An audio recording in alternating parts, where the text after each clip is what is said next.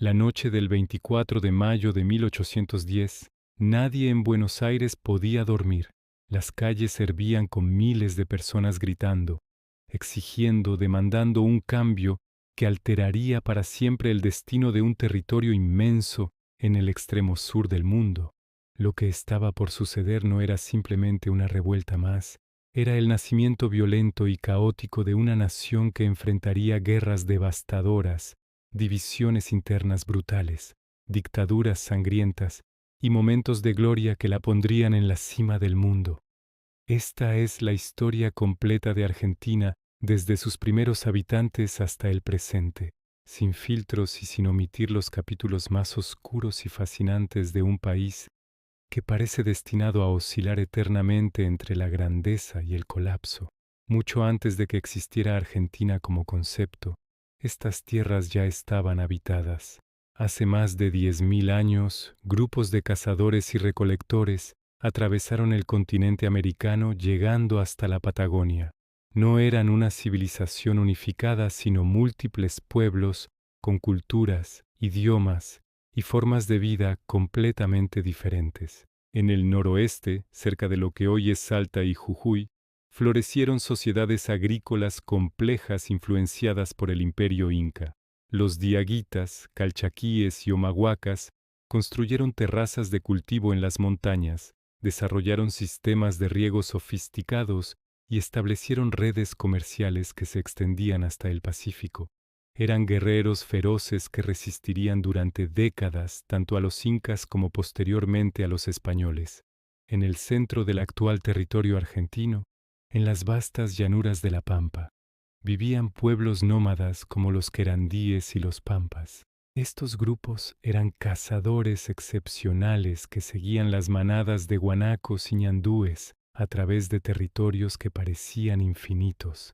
No construyeron ciudades ni monumentos de piedra, pero desarrollaron un conocimiento profundo de la tierra que los sostuvo durante milenios. Más al sur, en la inhóspita Patagonia, los tehuelches dominaban un territorio de una dureza extrema, donde pocos pueblos habrían podido sobrevivir. Eran gigantes según los primeros europeos que los vieron, aunque probablemente solo eran significativamente más altos que los españoles de la época, desnutridos por los largos viajes oceánicos. En el noreste, en la región de Mesopotamia argentina entre los ríos Paraná y Uruguay, los guaraníes establecieron aldeas agrícolas cultivando maíz, mandioca y batata. Eran expertos navegantes fluviales y guerreros temibles que practicaban canibalismo ritual con sus enemigos capturados. Su cosmología era rica y compleja, centrada en la búsqueda de la tierra sin mal, un paraíso terrenal que, según sus creencias, existía en algún lugar hacia el este, más allá del gran océano. La llegada de los europeos cambió todo para siempre. En 1516, el navegante español Juan Díaz de Solís exploró el estuario del Río de la Plata, buscando un paso hacia el Pacífico. Su expedición terminó en tragedia cuando fue atacado y presuntamente devorado por los querandíes en las costas del actual Uruguay. Pero los españoles no se rendirían tan fácilmente. En 1536, Pedro de Mendoza fundó por primera vez Buenos Aires con el nombre de Nuestra Señora Santa María del Buen Aire. La ciudad era poco más que un campamento fortificado, y la hostilidad de los pueblos originarios, combinada con el hambre devastador, obligó a los españoles a abandonarla apenas 5 años después. Durante ese breve periodo, la situación fue tan desesperada que hay registros históricos de canibalismo entre los propios colonos españoles.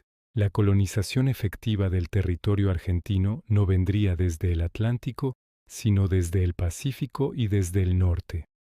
Los españoles que habían conquistado Perú comenzaron a expandirse hacia el sur a mediados del siglo XVI. En 1553 fundaron Santiago del Estero, la ciudad más antigua de Argentina que existe continuamente hasta hoy.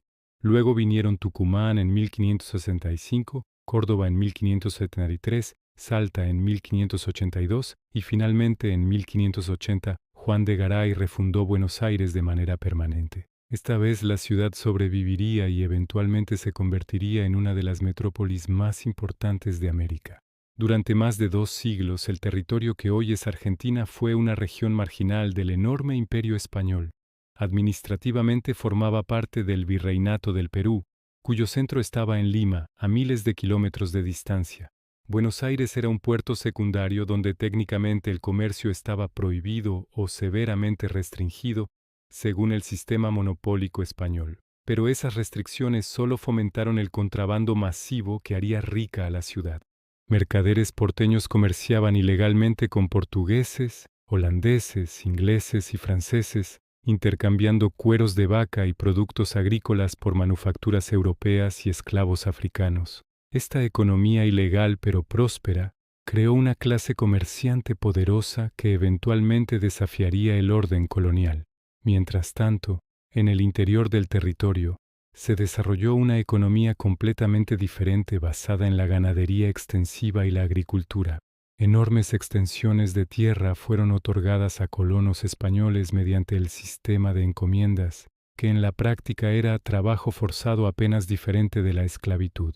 Los pueblos originarios fueron sometidos, convertidos al cristianismo por la fuerza y explotados brutalmente en minas, campos y talleres. Muchos murieron por enfermedades europeas contra las que no tenían inmunidad. Otros fueron exterminados en guerras que duraron generaciones. En el noroeste, las guerras calchaquíes del siglo XVII fueron particularmente sangrientas, con levantamientos indígenas masivos que fueron aplastados con extrema violencia por los españoles. En el siglo XVIII, la situación cambió radicalmente cuando España creó el Virreinato del Río de la Plata en 1776, con capital en Buenos Aires. Súbitamente la ciudad marginal se convirtió en el centro administrativo de un territorio enorme que incluía lo que hoy es Argentina, Uruguay, Paraguay y partes de Bolivia y Chile. El comercio fue liberalizado parcialmente y Buenos Aires explotó en crecimiento. Su población se multiplicó. Se construyeron edificios públicos imponentes y la élite criolla local comenzó a sentirse cada vez más poderosa e independiente de la distante metrópoli. Pero el sistema colonial estaba condenado. Las ideas de la Ilustración francesa y la independencia estadounidense circulaban entre los criollos educados. La invasión napoleónica de España en 1808 desencadenó una crisis de legitimidad en todas las colonias americanas. Si el rey había sido depuesto, ¿quién tenía autoridad sobre América?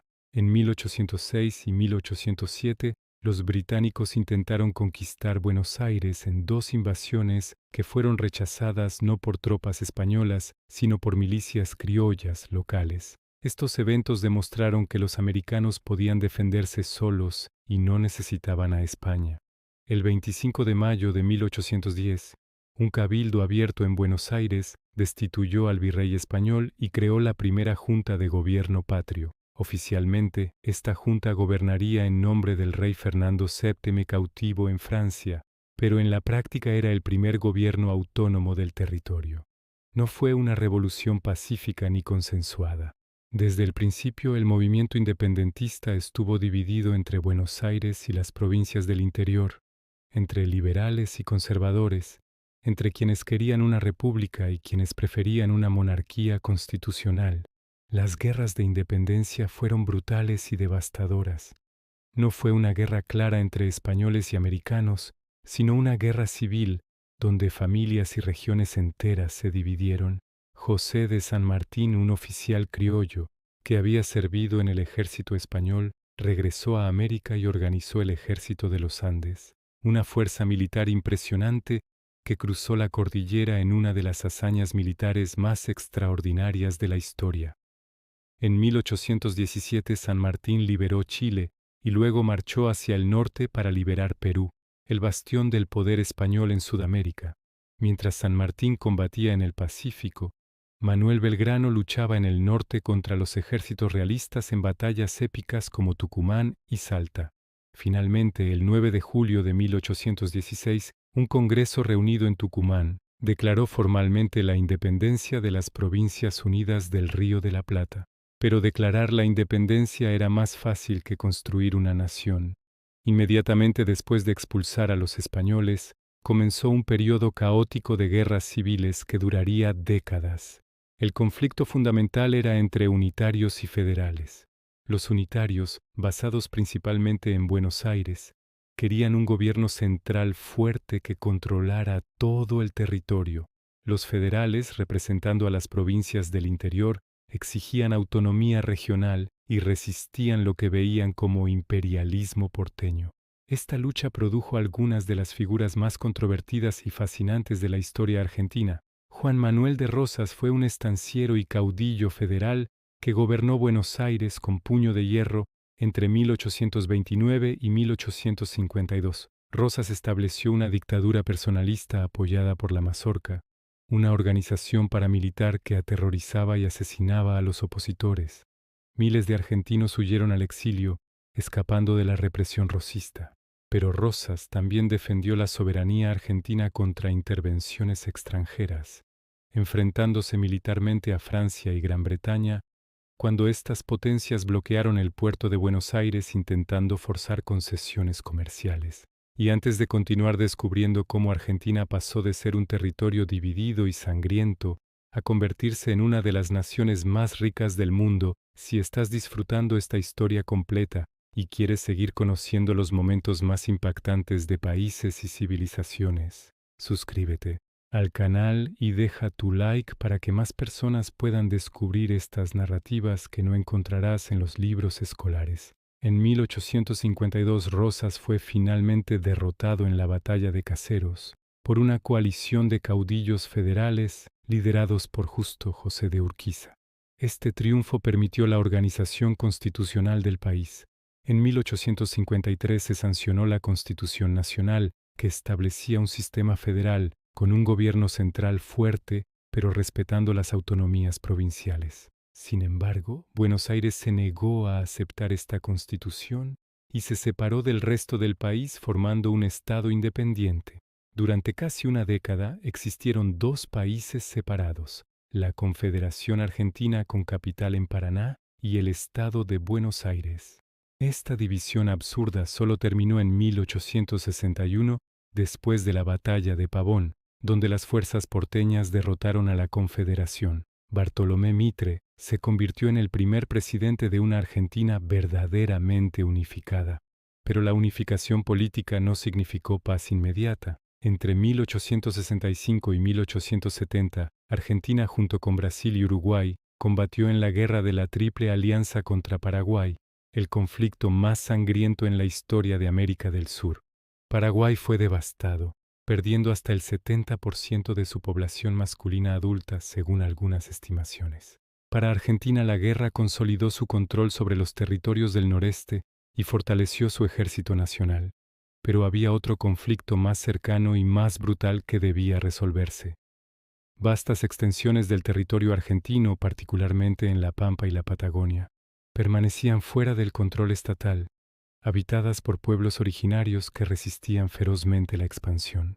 Entre 1878 y 1885, el gobierno argentino bajo la presidencia de Nicolás Avellaneda y la dirección militar del general Julio Argentino Roca lanzó la llamada Conquista del Desierto, un eufemismo para lo que fue básicamente una campaña de exterminio. Miles de indígenas fueron asesinados, sus comunidades destruidas, sus tierras confiscadas, los sobrevivientes fueron esclavizados o confinados en reservas. Fue un genocidio que la historia oficial argentina blanqueó durante más de un siglo como una gesta civilizadora. La conquista del desierto abrió millones de hectáreas de tierra fértil para la agricultura y ganadería. Esta expansión territorial coincidió con una revolución económica global que transformaría a Argentina de manera espectacular. Durante las últimas décadas del siglo XIX y las primeras del siglo XX, Argentina experimentó un crecimiento económico tan explosivo que llegó a ser uno de los 10 países más ricos del mundo. La pampa húmeda se convirtió en uno de los graneros más productivos del planeta, exportando trigo, maíz y carne vacuna a Europa en cantidades masivas. La invención de la refrigeración permitió enviar carne fresca congelada al otro lado del Atlántico multiplicando las ganancias. Las inversiones extranjeras, principalmente británicas, inundaron el país construyendo ferrocarriles, puertos, frigoríficos y bancos. Entre 1870 y 1914, la red ferroviaria argentina creció de prácticamente cero hasta convertirse en una de las más extensas del mundo, con más de 30.000 kilómetros de vías. Buenos Aires se transformó en una ciudad cosmopolita y deslumbrante, apodada la París de América del Sur. Se construyeron avenidas amplias, teatros magníficos como el Colón, palacios para la oligarquía terrateniente y edificios públicos monumentales. La ciudad tenía el primer sistema de metro de toda América Latina, inaugurado en 1913. Para sostener este crecimiento explosivo, Argentina necesitaba mano de obra masiva.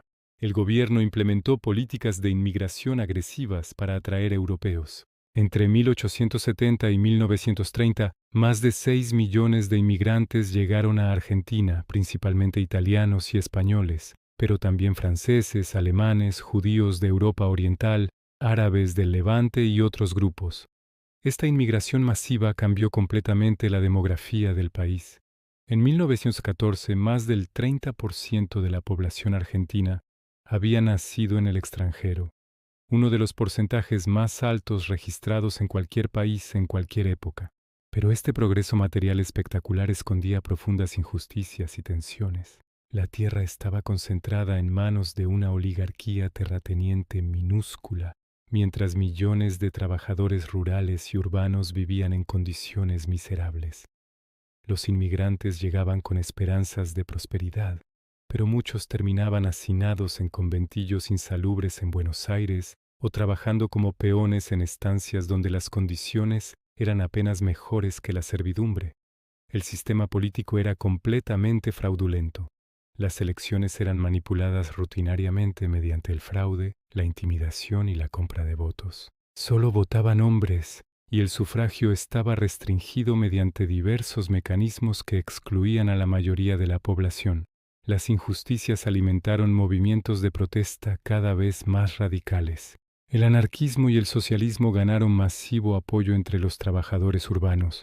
Hubo olas de huelgas, manifestaciones masivas y actos de violencia política. En 1909, un anarquista asesinó al jefe de policía de Buenos Aires. En respuesta, grupos nacionalistas y turbas organizadas por el gobierno atacaron barrios inmigrantes, destruyendo imprentas anarquistas y socialistas en lo que se conoció como la Semana Roja. La represión estatal contra los movimientos obreros fue brutal.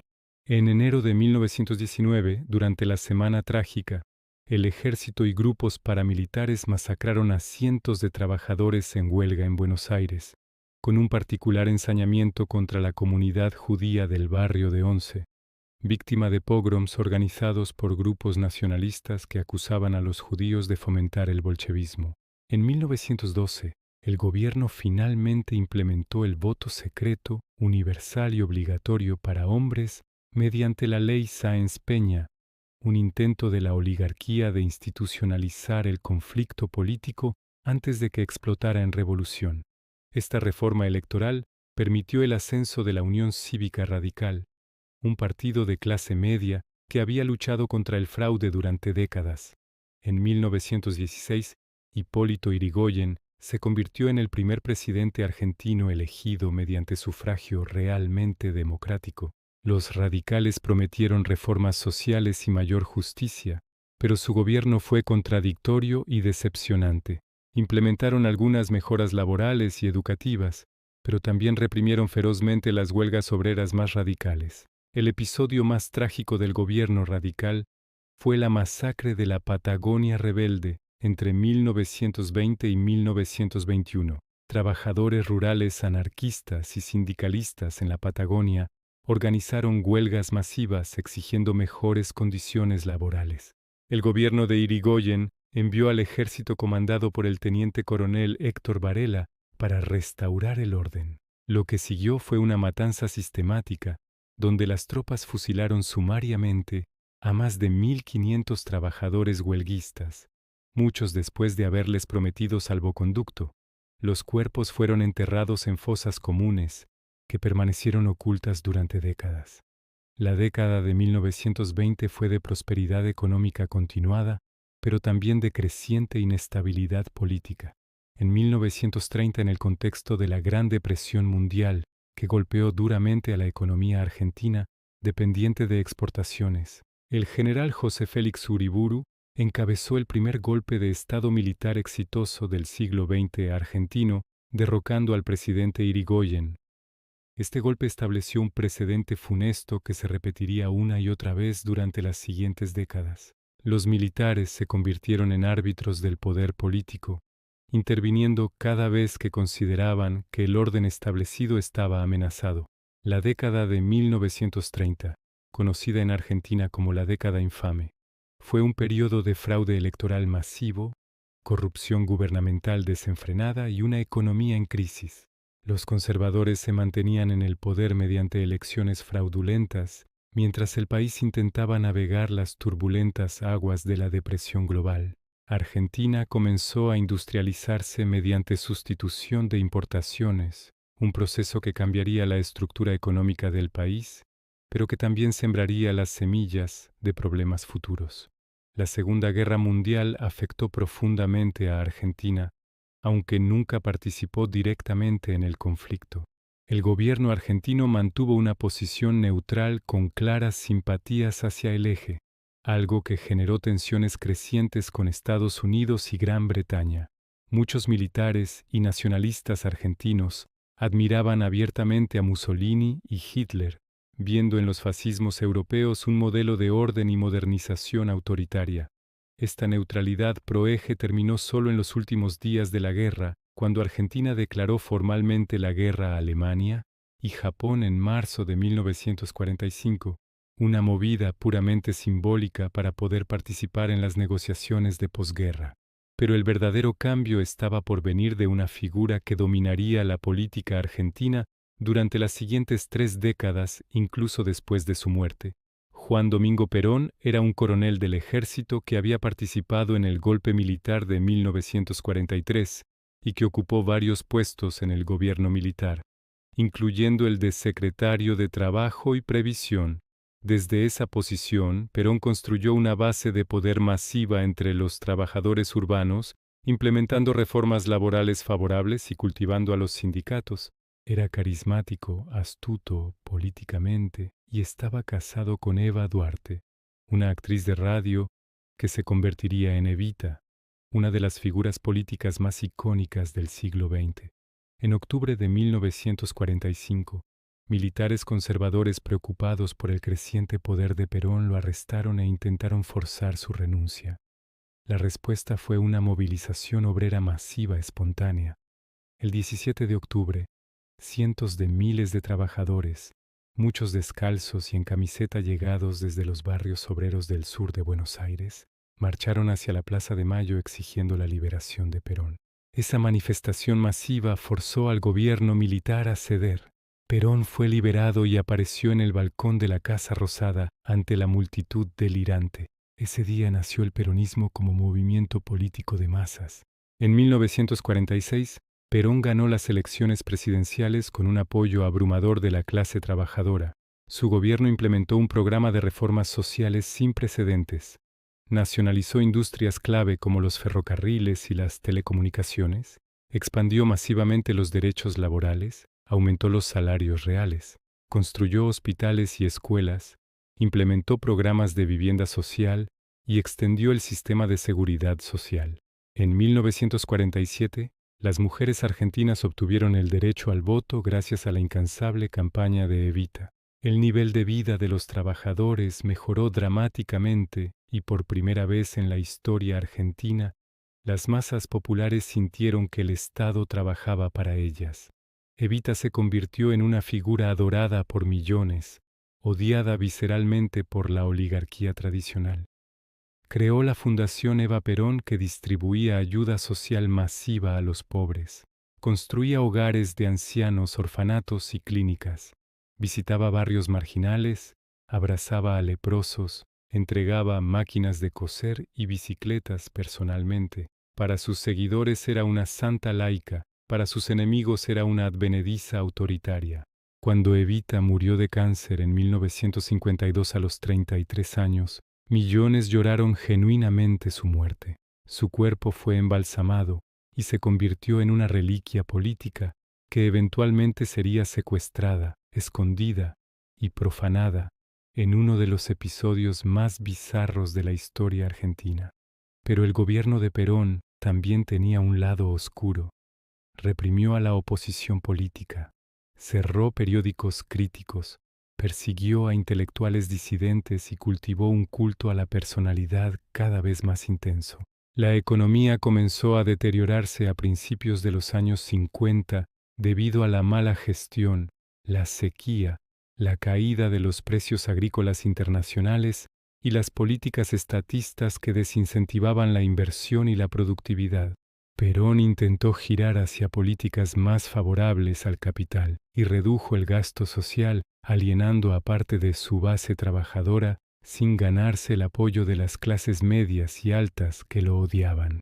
En 1955, sectores de la Marina y la Fuerza Aérea bombardearon la Plaza de Mayo, intentando asesinar a Perón en un golpe de Estado fallido que mató a más de 300 civiles. Meses después, en septiembre, un golpe militar mejor organizado finalmente derrocó a Perón, quien huyó al exilio. Comenzó entonces un periodo extraordinariamente turbulento donde el peronismo fue proscrito, prohibiendo al partido más popular del país participar en elecciones. Los militares y las élites tradicionales estaban aterrorizados por el peronismo y harían cualquier cosa para mantenerlo fuera del poder, incluyendo la destrucción de la democracia. Entre 1955 y 1973, Argentina osciló caóticamente entre gobiernos civiles débiles y dictaduras militares. En 1966, el general Juan Carlos Onganía encabezó un golpe que estableció una dictadura particularmente represiva. En 1969, la situación explotó en el Cordobazo, una insurrección popular masiva en la ciudad de Córdoba, donde trabajadores y estudiantes tomaron el control de la ciudad durante varios días, enfrentándose a la policía y el ejército. Este levantamiento inspiró una ola de militancia revolucionaria. Surgieron múltiples organizaciones guerrilleras de izquierda, siendo las más importantes Montoneros y el ERP, Ejército Revolucionario del Pueblo, que lanzaron campañas de secuestros, asesinatos y ataques armados contra el gobierno, las Fuerzas Armadas y empresarios. La violencia política escaló dramáticamente a principios de los años 70. Desde el exilio, Perón manipulaba magistralmente a las diferentes facciones que se reclamaban peronistas, desde la izquierda revolucionaria hasta la derecha nacionalista. En 1973, con el país al borde del colapso, los militares finalmente permitieron que los peronistas participaran en elecciones. Perón regresó triunfalmente del exilio, pero su retorno estuvo marcado por la tragedia. El 20 de junio de 1973, millones de personas se reunieron en Ezeiza para recibirlo, pero sectores de la derecha peronista atacaron a militantes de izquierda en lo que se conoció como la masacre de Ezeiza, matando a decenas de personas. Perón ganó las elecciones con más del 60% de los votos, pero estaba viejo, enfermo, y su muerte era inminente. En julio de 1974, Perón murió, y su tercera esposa, Isabel Perón, asumió la presidencia convirtiéndose en la primera mujer presidente de América.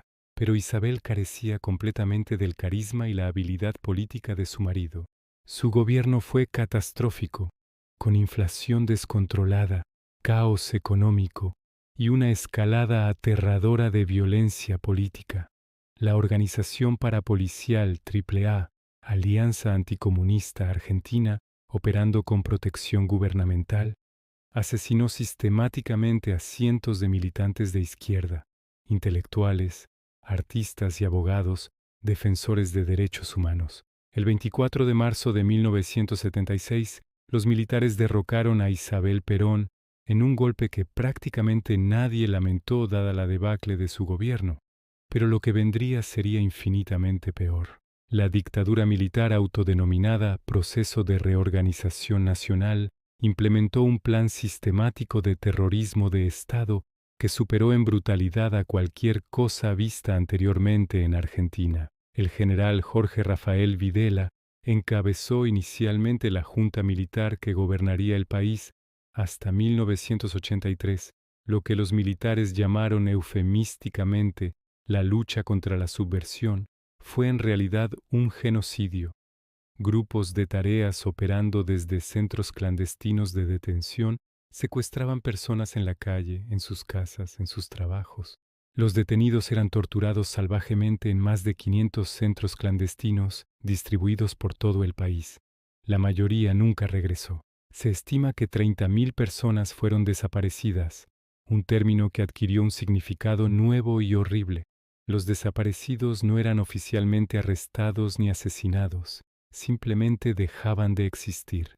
Sus familias no tenían información, no había cuerpos, no había registros. Los métodos de la dictadura eran de una crueldad incomprensible. Mujeres embarazadas eran mantenidas vivas hasta dar a luz, luego asesinadas mientras sus bebés eran robados y entregados a familias de militares o allegados al régimen.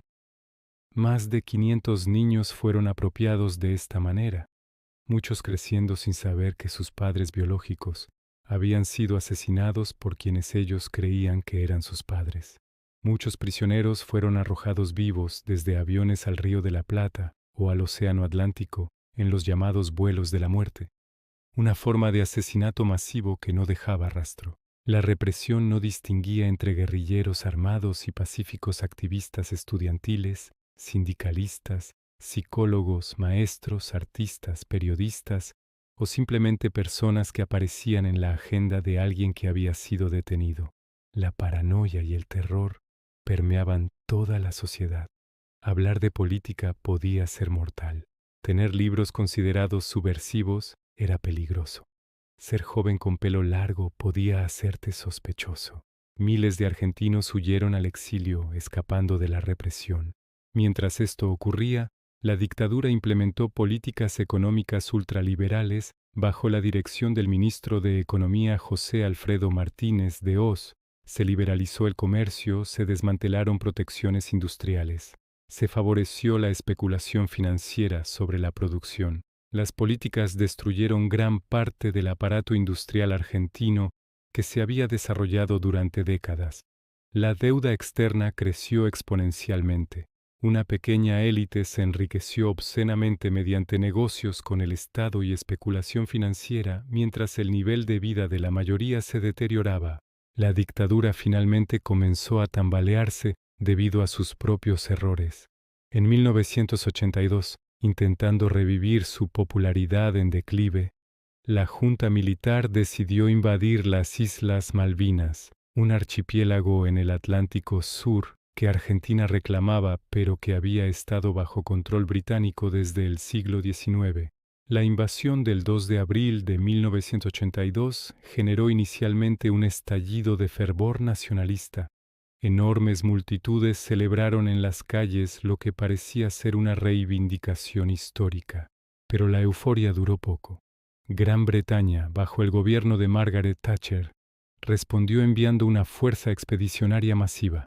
Los militares argentinos mandaron a la guerra a miles de soldados conscriptos jóvenes mal entrenados, mal equipados y mal alimentados.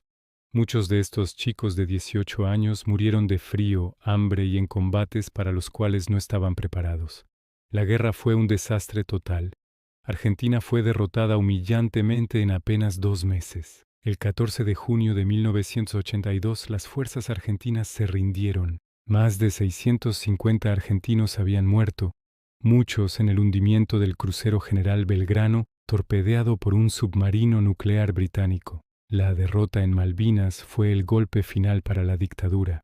El general Leopoldo Galtieri, quien había ordenado la invasión, renunció en desgracia. Los militares, completamente desprestigiados y enfrentando un colapso económico catastrófico, con inflación de 3 dígitos, no tuvieron más opción que convocar a elecciones. En octubre de 1983, el candidato radical Raúl Alfonsín ganó la presidencia con un programa de defensa de los derechos humanos y restauración democrática. El retorno a la democracia fue celebrado masivamente, pero el país heredado por Alfonsín era un desastre. La economía estaba destruida, la sociedad traumatizada, las instituciones corrompidas. Alfonsín intentó cumplir su promesa de justicia creando la Comisión Nacional sobre la Desapar de Personas, CONADEP, que investigó los crímenes de la dictadura. El informe Nunca Más documentó los horrores con detalle desgarrador. En 1985, los comandantes de las juntas militares fueron juzgados y varios, incluyendo Videla y el almirante Emilio Macera, fueron condenados a prisión perpetua, algo prácticamente sin precedentes en América Latina. Pero las Fuerzas Armadas no aceptaron pasivamente la justicia. Hubo múltiples levantamientos militares amenazando con nuevos golpes. Alfonsín, débil y presionado, cedió aprobando las leyes de punto final y obediencia debida, que efectivamente terminaron los juicios y permitieron que cientos de represores quedaran impunes. Fue una traición a las víctimas que generaría resentimiento durante décadas. Económicamente, el gobierno de Alfonsín fue un fracaso. Intentó controlar la inflación mediante el Plan Austral en 1985, que temporalmente tuvo éxito creando una nueva moneda, pero las causas estructurales de la crisis no fueron atacadas y la inflación regresó con fuerza. En 1989, Argentina experimentó una hiperinflación aterradora con precios aumentando miles de % anualmente. Hubo saqueos masivos a supermercados. El caos económico era total. Alfonsín renunció anticipadamente y entregó el poder al presidente electo Carlos Menem con 6 meses de anticipación. Carlos Menem era un caudillo peronista de la provincia de La Rioja, que había hecho campaña con un programa populista tradicional, pero que inmediatamente implementó políticas económicas neoliberales radicales, completamente opuestas a lo prometido. Bajo la dirección de su ministro de Economía, Domingo Cavallo, el gobierno implementó el Plan de Convertibilidad en 1991, que fijó el peso argentino en paridad 1 a 1 con el dólar estadounidense. La medida detuvo instantáneamente la hiperinflación y generó una sensación de estabilidad y prosperidad. Menem privatizó prácticamente todo lo que el Estado argentino poseía: compañías telefónicas, petroleras, aerolíneas, ferrocarriles, empresas de agua y electricidad, bancos estatales. Las privatizaciones fueron escandalosamente corruptas con empresas vendidas a precio de remate a amigos del gobierno y corporaciones extranjeras. Los servicios públicos pasaron a manos privadas que frecuentemente los operaban exclusivamente para maximizar ganancias sin invertir en mantenimiento o expansión. Durante la primera mitad de los años 90, Argentina experimentó un boom económico impulsado por inversión extranjera, endeudamiento masivo y la venta de activos estatales. Buenos Aires se llenó de shoppings relucientes, autos importados y restaurantes caros. La clase media alta viajaba a Miami a comprar electrónica y ropa. Pero esta prosperidad era una ilusión construida sobre bases frágiles. La economía argentina no se había vuelto más productiva o competitiva, simplemente estaba financiando consumo mediante deuda. La paridad fija con el dólar hacía que los productos argentinos fueran cada vez menos competitivos internacionalmente, mientras las importaciones baratas destruían la industria local. Menem también otorgó indultos presidenciales a todos los militares condenados por crímenes de lesa humanidad, incluyendo a Videla. Fue otro golpe devastador para las víctimas y para la memoria histórica. Menem incluso reformó la Constitución para permitirse ser reelegido, algo que logró fácilmente en 1995 en medio del boom económico, pero su segundo mandato fue turbio. Los escándalos de corrupción se multiplicaron. El desempleo aumentó dramáticamente. La desigualdad se disparó. Millones de argentinos quedaron excluidos del supuesto milagro económico. En 1999 una alianza de opositores ganó las elecciones presidenciales y Fernando de la Rúa asumió la presidencia prometiendo honestidad y recuperación económica, pero heredó una economía al borde del colapso. La recesión iniciada en 1998 se profundizaba. El desempleo superaba el 15%. La deuda pública era insostenible. La convertibilidad había encadenado a Argentina a una moneda sobrevaluada que la hacía incapaz de competir internacionalmente y la dejaba sin herramientas monetarias para enfrentar la crisis. El gobierno de la Rúa intentó desesperadamente mantener la convertibilidad mediante ajustes fiscales brutales que profundizaron la recesión. En diciembre de 2001, cuando la gente intentó retirar masivamente sus depósitos de bancos tambaleantes, el gobierno implementó el corralito, una restricción que impedía a los argentinos acceder a sus propios ahorros bancarios. Fue la gota que derramó el vaso. El 19 y 20 de diciembre de 2001 estallaron protestas masivas en todo el país. En Buenos Aires, enormes multitudes marcharon hacia la Plaza de Mayo, golpeando cacerolas y gritando «¡Que se vayan todos!», repudiando a toda la clase política. De la Rúa declaró estado de sitio, una medida autoritaria que enfureció aún más a la población. La policía reprimió brutalmente las manifestaciones, matando a más de 30 personas en 2 días. Finalmente, en la noche del 20 de diciembre, de la Rúa renunció y huyó en helicóptero desde la Casa Rosada, mientras la Plaza de Mayo estaba llena de manifestantes. Argentina entró en una crisis política total. En 2 semanas, el país tuvo 5 presidentes diferentes. El Congreso finalmente designó a Eduardo Duhalde, un senador peronista, como presidente provisional. Duhalde abandonó inmediatamente la convertibilidad, devaluando el peso que pasó de 1 a 1 con el dólar a casi 4 pesos por dólar en cuestión de semanas. La devaluación pulverizó los ahorros de millones de argentinos. Quienes tenían depósitos en dólares vieron sus ahorros convertidos compulsivamente a pesos devaluados. Una confiscación masiva de riqueza que generó miles de juicios que aún continúan. Más del 50% de la población cayó por debajo de la línea de pobreza. El desempleo superó el 20%. Millones de argentinos de clase media se vieron súbitamente empobrecidos, comiendo en comedores populares, revolviendo la basura buscando cartón para vender. Pero de las cenizas de esta crisis catastrófica surgió una recuperación sorprendente. En 2003, Néstor Kirchner ganó las elecciones presidenciales con apenas el 22% de los votos en primera vuelta, la votación más baja de cualquier presidente electo en la historia argentina, pero logró la presidencia cuando su oponente, Carlos Menem, abandonó la segunda vuelta. Kirchner era un oscuro gobernador patagónico que poca gente conocía fuera de su provincia. El gobierno de Kirchner se benefició de condiciones internacionales favorables con precios altos de commodities agrícolas que Argentina exportaba. Implementó políticas heterodoxas que rechazaban el consenso neoliberal. Reestructuró la deuda externa argentina, imponiendo una quita masiva a los acreedores. Aumentó el gasto social. Expandió planes de ayuda para los desempleados. Apoyó a la industria local. La economía creció vigorosamente. El desempleo cayó. Los salarios reales aumentaron. Millones salieron de la pobreza. Kirchner también reabrió los juicios por crímenes de lesa humanidad de la dictadura después de que las leyes de impunidad fueran declaradas inconstitucionales. Cientos de represores fueron finalmente juzgados y condenados, incluyendo nuevamente a Videla, quien moriría en prisión. Las madres y abuelas de Plaza de Mayo, que habían marchado incansablemente durante décadas exigiendo verdad y justicia, finalmente vieron algo de reparación. En 2007 Néstor decidió no buscar la reelección y apoyó a su esposa Cristina Fernández de Kirchner, quien ganó con el 54% de los votos, convirtiéndose en la primera mujer elegida presidente de Argentina.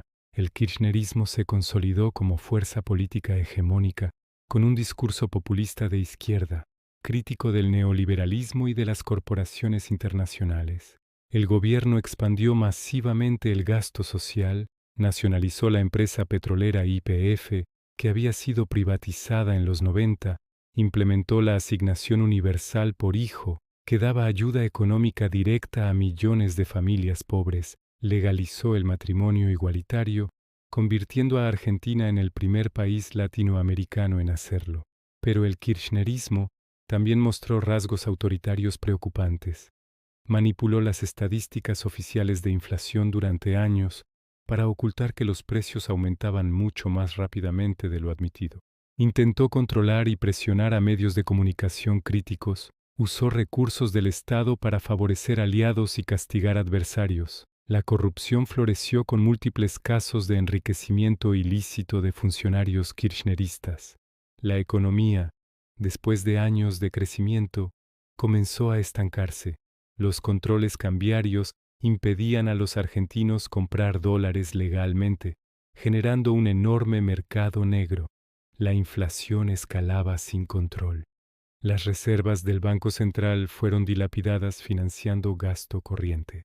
En 2015, después de 12 años de gobiernos kirchneristas, el candidato opositor Mauricio Macri ganó estrechamente las elecciones presidenciales.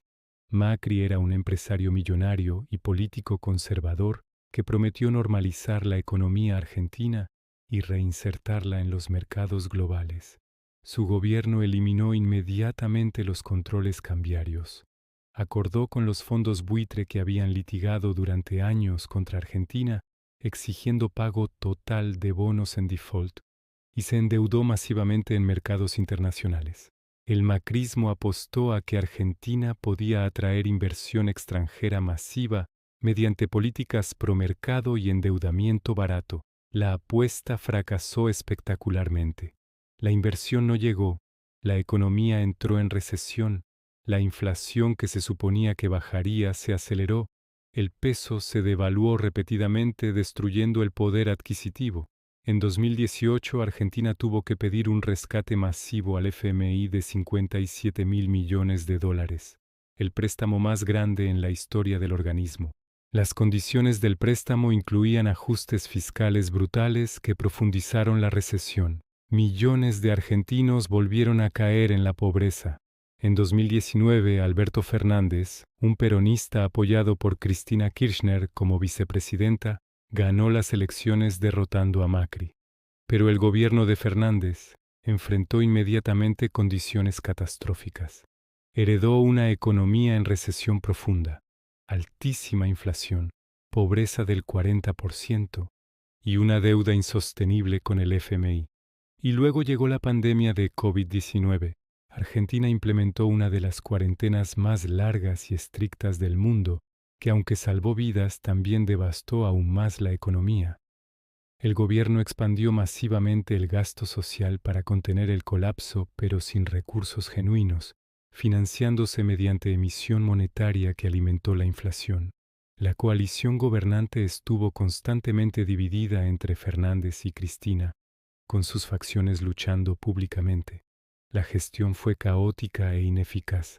En octubre de 2023, en medio de una crisis económica catastrófica con inflación anual cercana al 150%, pobreza arriba del 40% y una sensación generalizada de decadencia terminal, los argentinos eligieron como presidente a Javier Milei, un economista libertario ultrarradical que prácticamente nadie había escuchado nombrar unos años antes.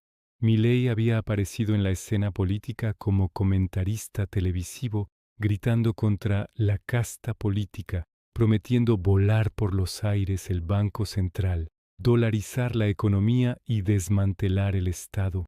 Su victoria fue un grito desesperado de una sociedad harta de décadas de decadencia, de una clase política corrupta e inepta, de promesas incumplidas y crisis recurrentes.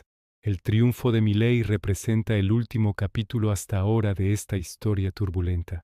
Su gobierno ha implementado un ajuste económico brutal, eliminando subsidios masivos, devaluando el peso, reduciendo drásticamente el gasto público. Los resultados están siendo profundamente controvertidos, con algunos indicadores mejorando, mientras el costo social es altísimo. Esta es la historia completa de Argentina, un país que nació en el caos y la guerra, que alcanzó alturas extraordinarias de riqueza y desarrollo, que se desangró en dictaduras y violencia política, que colapsó económicamente una y otra vez, que parece incapaz de consolidar instituciones estables, pero que también muestra una resiliencia extraordinaria y una capacidad de reinventarse constantemente. Es la historia de un país extraordinariamente rico en recursos naturales y humanos, pero que parece maldito por su propia historia, atrapado en ciclos repetitivos de auge y colapso.